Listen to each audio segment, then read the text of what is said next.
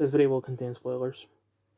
I might take constant pauses in this because my acid reflux is not doing good right now, because ever since I've been suspended, which that's the only time I'm going to mention this, that in the entire video, like, Shane or anyone else, if you're watching this expecting me to talk shit, like more shit than I already have,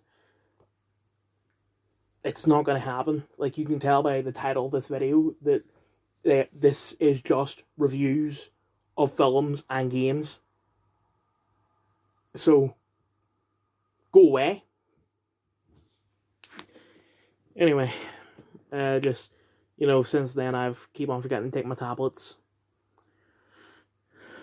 So, we'll just have to deal with it. Anyway, Transformers 1, universally positive ratings. I watched it in cinema. Chris Hemsworth, Scarlett Johansson, John Hamm, Brian Tyree Henry, Steve Buscemi, Keegan-Michael Key, Lawrence Fishburne, Steve Bloom, James Remar. I'm not a fan of Transformers. Well, I've never seen any of the films, but it doesn't really seem like something I would be into. Oh, big robot fighting big robot, hey! But this one, I don't even know why I decided to go see it. I guess I just thought that it was going to be like the same sort of humor as something like the Teenage Mutant Ninja Turtles film from last year, even though this isn't being done in that sort of style. And it just seemed like it was trying to be silly. Like, oh, we won't be different from the live action films. Overall, the films, the start, like the first half, I didn't like. It was just, story-wise, it was fine, but the comedy just didn't hit. But then from really the point where they go to the surface onwards is where it starts to pick up. And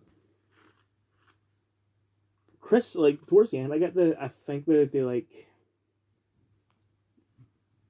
put his voice through a couple of modulators, but at the end, Chris Hemsworth does start to sound like Peter Cullen. Also, it's weird hearing him doing an American accent because, he uses his Australian accent before.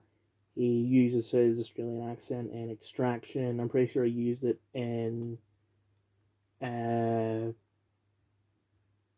in Black, and he definitely used it in Furiosa. He probably has done an American accent in something before, but this is my first time hearing it, as far as I know.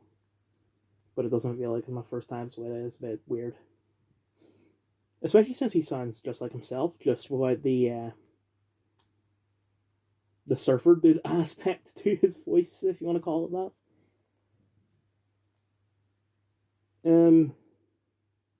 I'm sure there's plenty of things I could talk about if I were a Transformers fan, but because I'm not, I'm just limited to what I do know. I knew that, like, the whole thing of it was, it's how Optimus Prime and Megatron sort of grew to hate each other. Or not, shouldn't say that, but it's just how Megatron became a villain, and I think that was dumb, the way they pulled it off. Because, I mean, I understand why he wants to kill, what's this guy's name again? Sentinel Prime. Like, I understand it, but it's just, you're really gonna go as far as to outright become a villain because of it and fight your best friend to the death. It's just stupid. I think that's all I have to say. I watched that with Dylan, and he already knew I wasn't a fan of Transformers, but he assumed that I had seen at least one of them before. But that's not true, and he found out at the credits that, that's that was the case. And actually, sorry, I forgot there's something I should mention. I like the fact that like at the end, Megatron was like, "Oh, we will never deceive anyone. We're gonna form our own group called the Decepticons, and we will deceive people."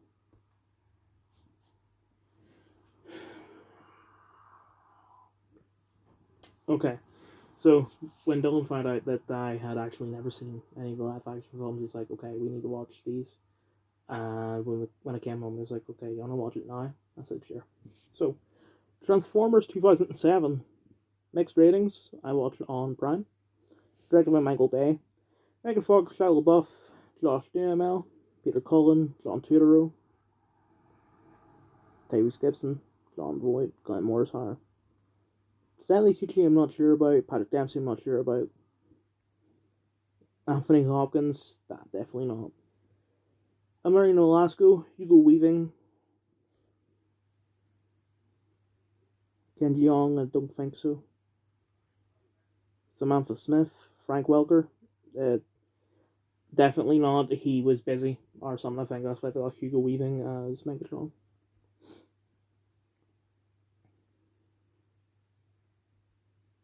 James C. Burns. I'm pretty sure Michael O'Neill is that guy from the Mosquito Coast show.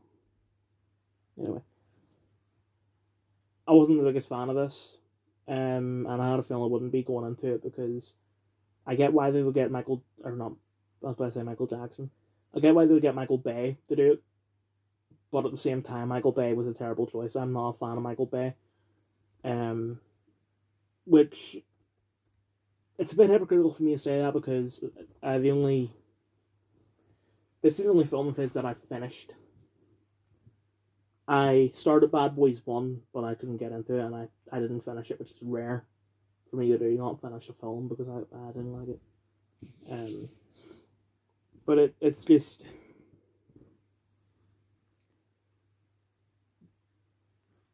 a lot of the humour in it.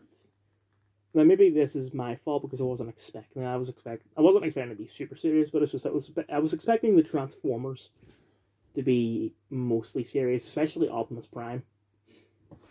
There was a bit of comedy with even Prime himself, and then there was a couple scenes where like these kids.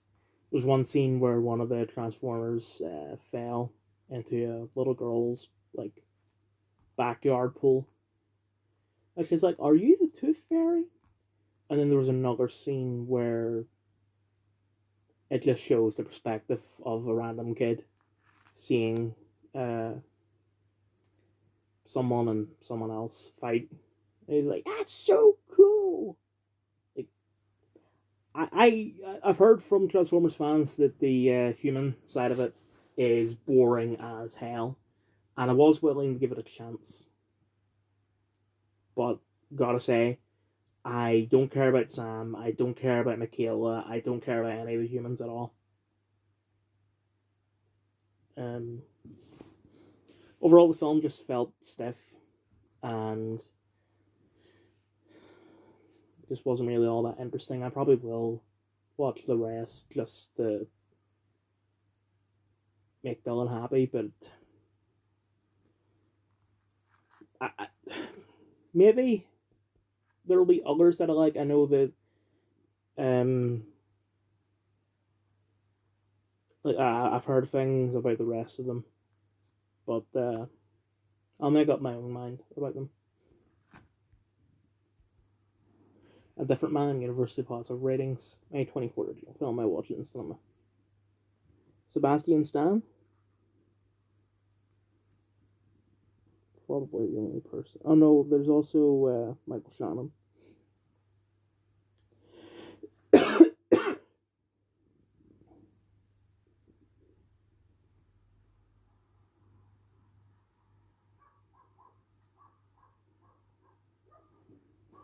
This is one of the most unpredictable films I've ever seen. Like, I did not expect it to take all the sort of twists and turns that it did. I seen the trailer for it, and what I thought was happening was that, he gets that drug that fixes. I don't want to say fix. That doesn't sound right, but you know what I mean. I thought, based on the trailer, what I thought was going to happen was just, he takes the drug, it works, but then all of a sudden there's someone else with a deformity similar to him, and he's like, why are you making fun of me? How dare you? Blah blah blah. But that's not at all what happens, and that's where the twists come in. And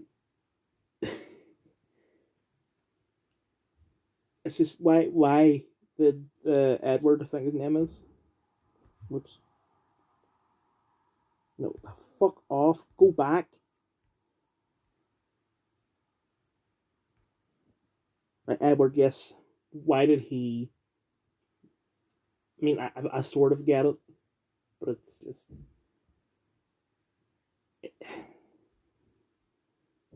Sorry about that. It's been a while. I mean,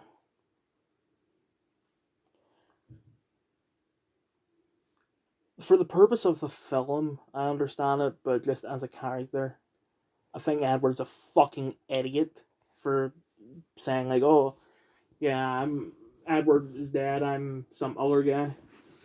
Is it a bit just being like, "Yeah, I took this drug and it fixed all my problems." Um,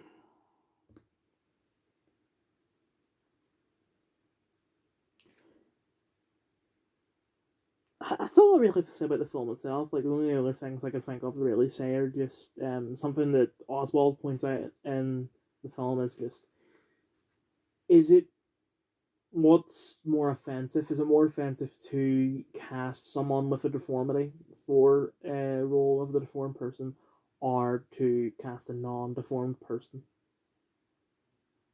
I think it's an impossible question. And then, I mean, I didn't realize the guy playing Oswald had a deformity. I think that's the correct term. I'm not sure. I thought he was also just in a shit ton of makeup.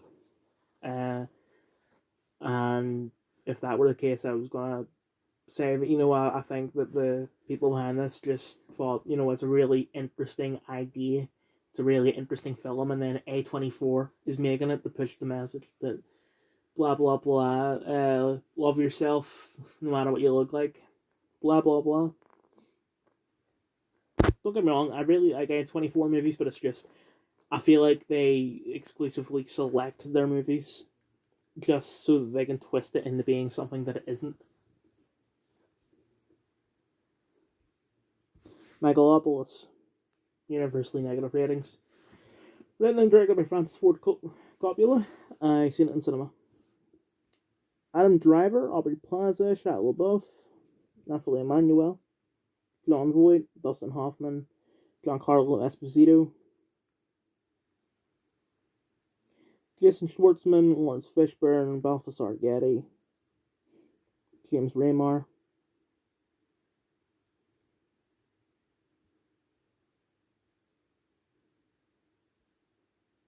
Grace Vanderbilt, I know of her because you have that guy on TikTok that is absolutely obsessed with her, even though she's a child. Or she might not be anymore, but she was at the time that this guy was making all his videos.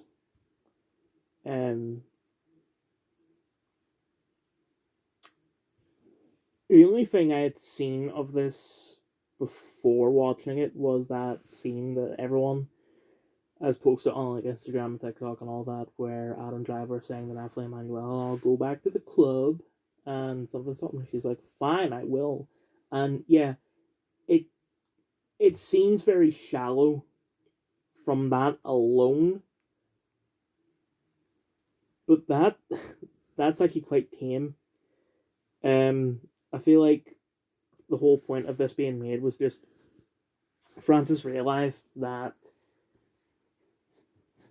I forget what it is. Someone made something, and it became more popular, more well known than any of Francis's films. And he's like, "No, I can't have that. I need to be number one." And he made this, and he also wanted to like do comparisons to real life people, like, say, Giancarlo's character is a metaphor for Trump. Adam Driver's is a metaphor for Biden slash Kamala. Stuff like that. Which, the problem with that is that I feel like he doesn't even know who he's trying to compare who to. Because if he's trying to say that Adam Driver is the hope of the planet, he is the Democratic Party, he's kind of shot himself in the foot, because the way I see it is that this could be a sort of unofficial prequel to Brave New World, because the Megalopolis does kind of seem similar to the Brave New World shown in the show. And, as someone pointed out, probably Giancarlo, utopias always become dystopias. Like, it is impossible to have a perfect utopia.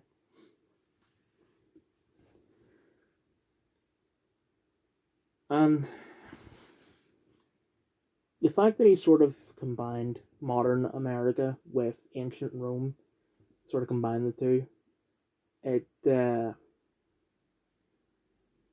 I get what he was trying to do. It's just that he should have watched the Leonardo DiCaprio Romeo and Juliet film, because it does something similar where they try and take that story that takes place in the 15th, 16th or 17th century. He's taken. They took that and made it modern, or tried to make it modern, and it just didn't work out. And it's the same with this. It looks fucking ridiculous with. Sorry, my TV turned off. Just Shia LaBeouf's character, for example, wears Roman armor. He cross dresses a bit, and it's just, I can't really say anything on that point without repeating myself. I just think that Francis has gotten to the point where he now thinks that anything he does is perfect. He is the man. He is the best director that ever made. This is the guy that made masterpieces such as Godfather, Godfather 2, and Apocalypse Now, even though Apocalypse Now is absolute dog shit. And I haven't seen The Godfather 1, but I have seen The Godfather 2. Boring as fuck. I'm sure he has good films, but he's letting his ego get to him.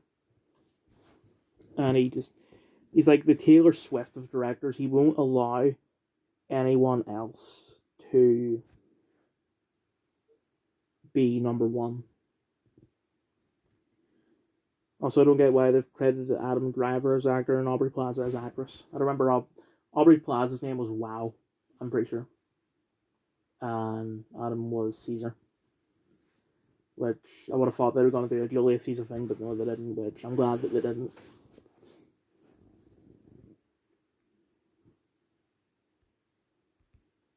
Middle and end review, Ratchet and Clank 2016. There was no beginning review for this, because I started playing it in, I want to say 2018 or 2019, at a time where I thought I'll just go through all of my PS Plus games. And, I'll play them for like 5 minutes, and if I'm not entertained, then I'll just delete them. But this was a time when I just couldn't get into the Ratchet and Clank games. The Ratchet and Clank games, I don't know if I said this, are kind of like Lego games, where I loved them as a child, but then from the age of, like, say, 10 to somewhere around now, I didn't like them. But then I've got back into them recently. And I gotta say, with Ratchet and Clank 2016, I think what it is, that the problem most people have with it is that, one, since this is a sort of adaptation of the movie, and the movie is an adaptation of the first game, but they changed a shit ton. They've also changed a shit ton of this game from the first game, so it's not an outright remake of the first game. I do think that's shit, Especially if Doctor Nefarious, like why is he like that? Problem is I didn't play the first game, so I don't know what the differences actually are. Um, so I think it's going to be like the Lego Ninjago movie where it's good. It's just as long as you're not a fan of the original, because they change up so much. Um, I also think that like I would enjoy this game a lot more than I would the original because that game was made in 2002, I think, on PS2, and the PS2 games like this all games before the sort of PS3, Xbox 360 era. I'm not a fan of them because the controls and the difficulty and just a bunch of things, and they massively improve on everything in this because they made it modern, which making it modern isn't always a bad thing. And that's really all I have to say about it. So, moving on. These next few are gonna be quite hard to do because they're so short. So, this is gonna be a beginning, middle, and end review for everything I'm about to mention from here on. Because these are all humongous entertainment games, and they're made for 8-year-olds. They're from the 90s, so they're only about an hour long, as I said. So, Pyjama Sam, no need to be scared when it's dark outside, or afraid when it's. I don't remember what the fucking subtitle is. I've been wanting to play these games, the humongous games, for very, very long time. A bunch of YouTubers I used to watch, they constantly talked about those games, and I really wanted to play them, but for the longest time they were PC exclusive, and I don't have a PC, so I couldn't. But now they're on PS5 or PS4, and I bought the Humongous Collection, which came with the first two Pyjama Sam games, Spy Fox 1, 2 Pop Pug games. I don't know if they're the first two or just 2 random ones because I have yet to play those. And then Freddy Fish Free. I don't get why they did free instead of 1, but anyway. So I started with Pyjama Sam, and it is quite good. I love the way that they have the overall lesson of don't be scared of the dark, but then they add stuff like they have an entire section where you learn about geysers, which I didn't stick with me, but it is nice to have it there since it is supposed to be an educational game.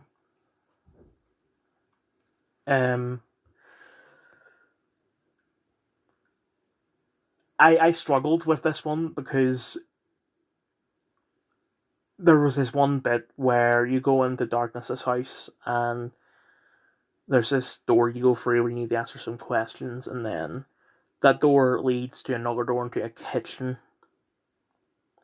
But you could also turn to the right. This is a point and click game where the camera is fixed. You can't move it. And you could turn to the right. I didn't know that because it didn't look like you could. And because I didn't know that, I spent forever trying to figure out what to do. Like, it was just because of that. If I knew that, I would have beat it in about an hour. But I didn't, and I tried looking up on YouTube and shit, but it was very hard to get the answer because they shift about the locations for everything that you need in the game. Which, I get they're doing that to increase the replayability, but it just... I wouldn't really do it that much.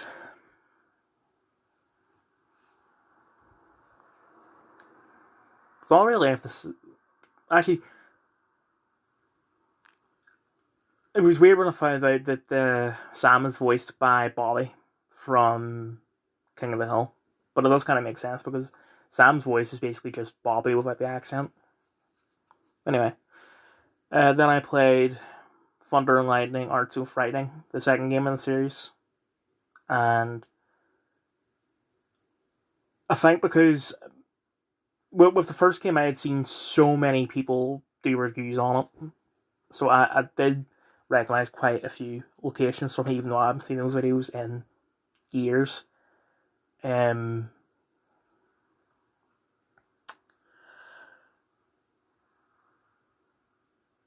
with the second one, no one had made a video on it. So I didn't really... I had a general idea of the first game, and didn't with this one. And getting my bearings was kind of hard. And I don't like the amount of times I looked up a walkthrough. That's all I really can say about it. Then I played the third game. You are what you eat, from your head to your feet. Didn't struggle with that one so much. I actually beat it quite quickly, I think.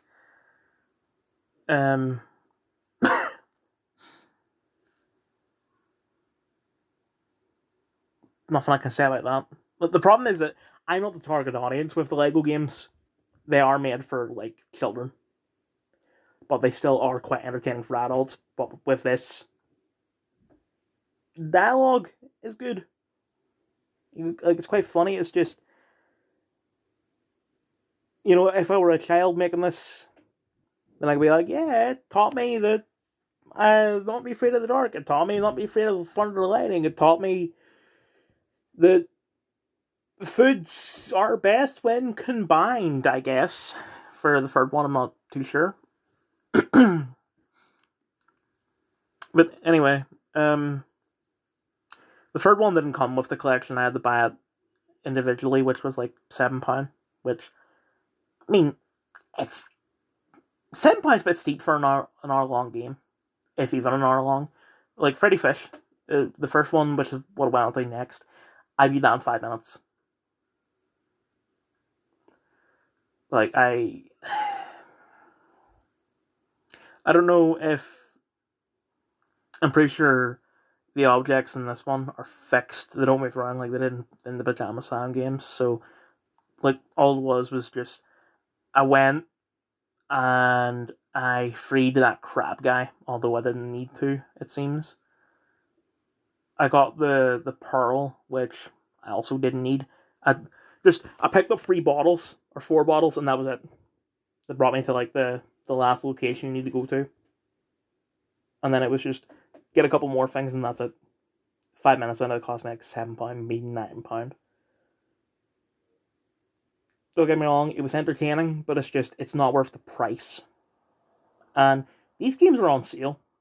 Like, that's not the full price they're selling them for.